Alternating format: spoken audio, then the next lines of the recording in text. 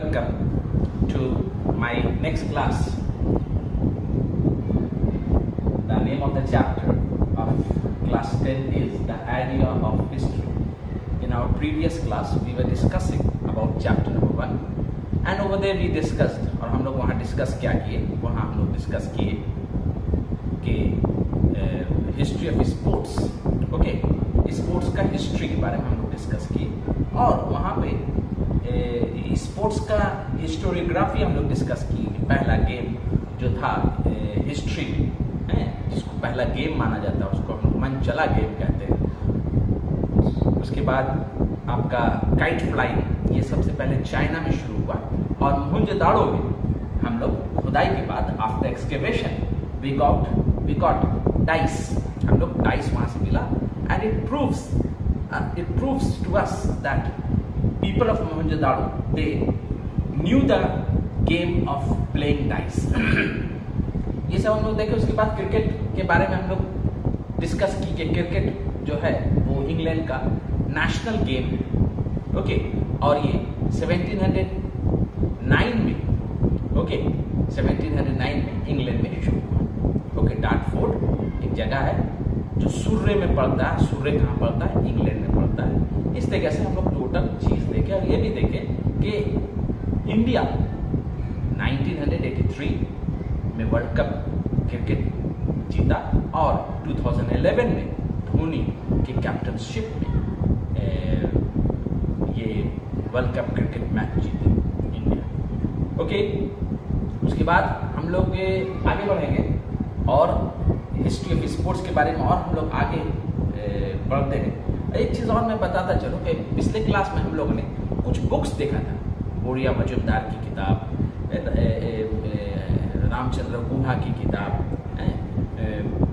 ये उसके बाद फिर कौशिक बंदोपाध्याय की किताब, इन सारी किताबों का भी हम लोगों ने जिक्र किया है जो हिस्ट्री में है और माध्यमिक एग्जाम में आया करता है कि किताब है और इसकी राइटर का नाम बताइए, ऑथर का नाम बताइए। और हम लोग ये भी डिस्कस किए थे कि क्रिकेट को एक गेम ऑफ 22 यार्ड्स भी कहते हैं, क्योंकि दो विकेटों के दरमियान जो फासला होता है, ओके, उसका मेजरमेंट होता है 22 yard, 22 yards. That is why this game is also called a game of 22 yards.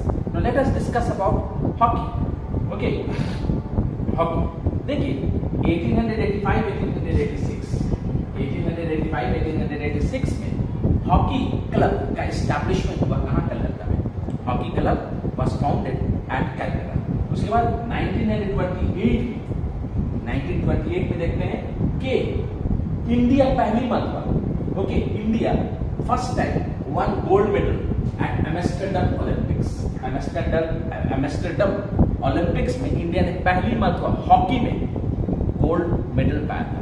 Okay, आगे बढ़े। 1932 में इंडिया का एक बहुत अहम रिकॉर्ड बना। ओके, 1932 में क्यों? क्योंकि इंडिया ने हॉकी में USA, United states of America, okay, United states of America को 24 गोल तो नहीं कहेंगे, 24 गोल से हारे ये नहीं कहेंगे, 23 गोल से हारे अमेरिका इंडिया के खिलाफ। उसका जो गोल जो हुआ था, 24 गोल इंडिया के तो 1 गोल अमेरिका के। ओके, तो इस तरह हम देखते हैं कि ये वर्ल्ड रिकॉर्ड एक तरह से है कि किसी भी कंट्री और अमेरिका के हॉकी टीम को 24 गोल इंडिया ने दिए। और ये गेम कहाँ हुआ था? लॉस एंजलिस में हुआ था, अमेरिका में। कब हुआ था? 1932 में हुआ। उसके बाद और आगे हम लोग बढ़ते हैं 1936 में इंडिया हॉकी में गोल्ड मेडल जीतता है। ओके, और ये कहाँ ओलंपिक होता है? बर्लिन ओलंपिक्स में ये गेम होता है और कब होता है? 1936 में, और इंडिया को गोल्ड मिलता है हॉकी में। और उस जमाने में जो हॉकी के कैप्टन थे ध्यानचंद, ओके, यहाँ लिखा हुआ नाम हम लोग देख के लिख सकते हैं, ध्यानचंद। ओके, उस जमाने में हॉकी टीम के कैप्टन थे और इनको गोल्ड मेडल कोई आम फाम आदमी से नहीं मिला। इनको एडोल्फ हिटलर, जर्मनी के एडोल्फ हिटलर ने इनको मेडल पहनाया था, इंडिया के कैप्टन ध्यानचंद। ओके, और आगे हम लोग बढ़ते हैं 1980। ओके, 1980 1980 देखते हैं कि मॉस्को ओलंपिक्स में इंडिया को गोल्ड मेडल मिला। मॉस्को ओलंपिक्स में इंडिया को गोल्ड मेडल मिला, कब मिला? 1980। ओके, ये तो हॉकी का मामला है। ओके, हॉकी का मामला है। और हम लोग आगे बढ़ रहे हैं, एक और गेम है जिसको हम लोग कहते हैं रग्बी। ओके, रग्बी दरअसल अमेरिका का national game, rugby, RUGBY, rugby. Rugby के सिलसिले में आइए कि रग्बी, दो it is the national game of America, but it was introduced by England. England ने सबसे पहले रग्बी को इंट्रोड्यूस किया था। रग्बी खेल जो फुटबॉल के जैसा हुआ करता है, बॉल ये ओवल शेप का होगा। ओके, और ये गेम जो इंट्रोड्यूस किया सबसे पहले इंग्लैंड ने किया, और अमेरिका के ये नेशनल गेम है। ओके, 1871 में ओके रग्बी फुटबॉल एसोसिएशन के एस्टैब्लिशमेंट हुआ, जिसको हम शॉर्ट फॉर्म में कहते हैं RFU, रग्बी फुटबॉल एसोसिएशन या AFU। रग्बी फुटबॉल एसोसिएशन का एस्टैब्लिशमेंट कब हुआ? 1871। अब आइए फुटबॉल की तरफ। फुटबॉल एक सेंसेशनल गेम है। क्रिकेट जिस तरह से इंडिया में सर चढ़ के बोला करता है, इसी तरह से फुटबॉल भी बहुत लोकप्रिय, बहुत पॉपुलर गेम है इंडिया का, और स्पेशली बंगाल का। ओके, स्पेशली बंगाल का। तो आइए फुटबॉल के बारे में हम लोग जरा सा कुछ इंफॉर्मेशन कलेक्ट करते हैं। फुटबॉल जो है वो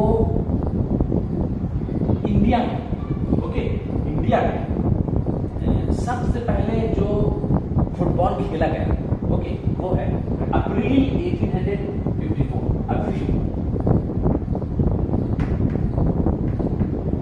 अप्रैल 1854 में धर्मतला में सबसे पहले फुटबॉल खेला गया। ओके, धर्मतला जो कलकत्ता। ओके, और एक बात और मैं बताता चलूं कि पहले जो बंगाली हैं जो फुटबॉल को बंगाल में इंट्रोड्यूस की, ओके, उनका नाम है नजेंद्र प्रसाद सर्वदकारी। नजेंद्र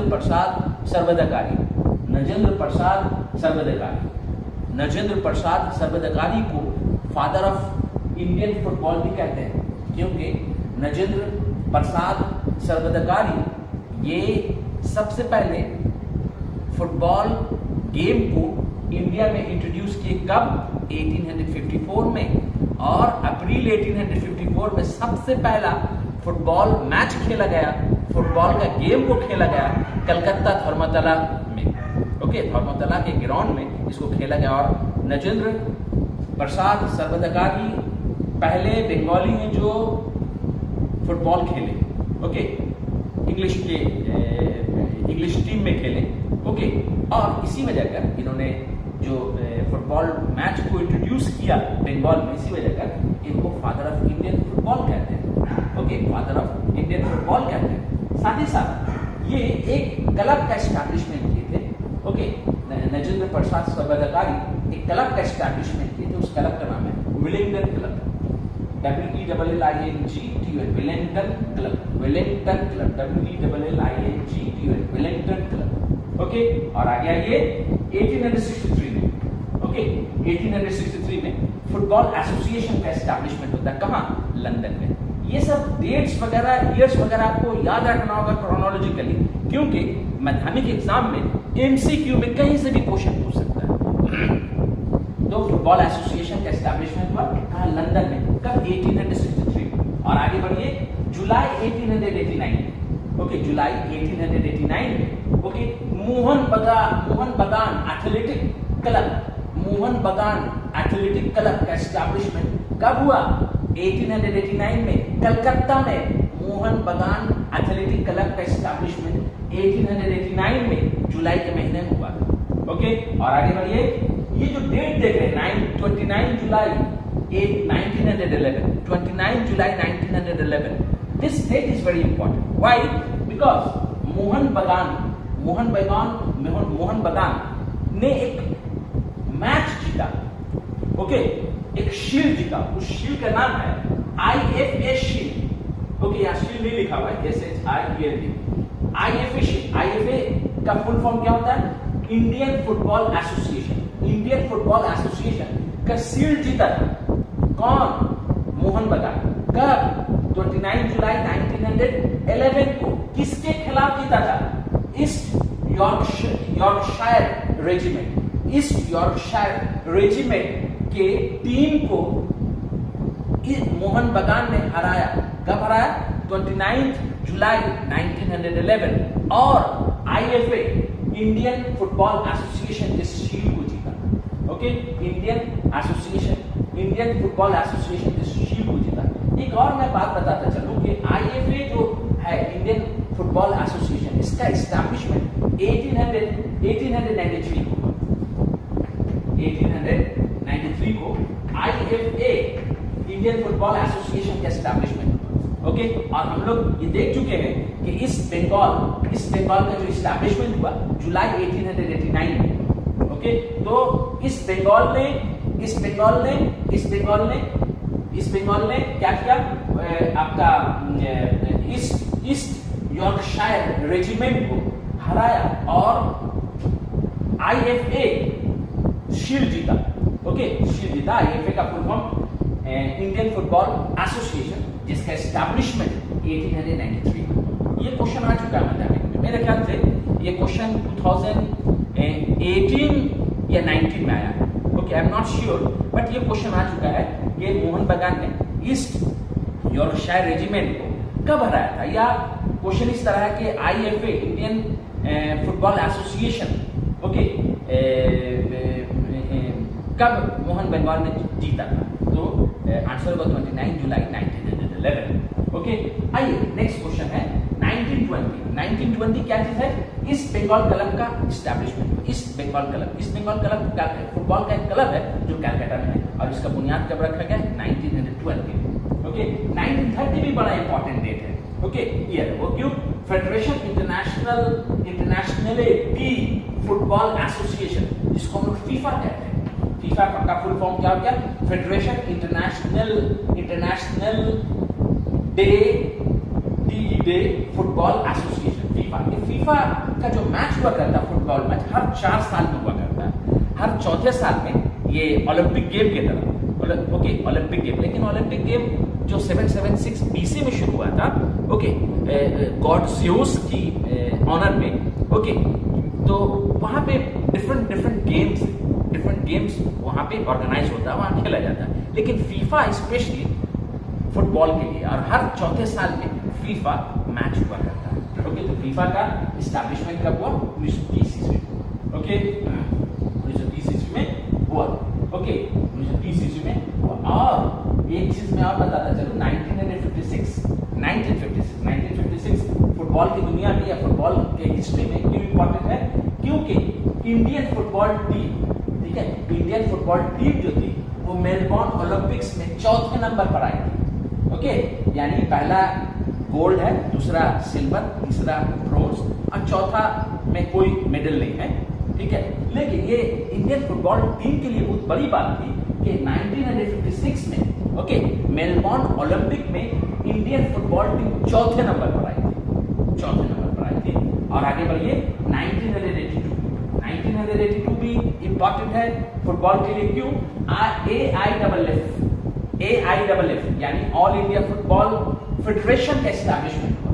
okay, all India football federation का एस्टैब्लिशमेंट कब हुआ? 1982। ओके, तो ये सारा इंफॉर्मेशन फुटबॉल के सिलसिले से।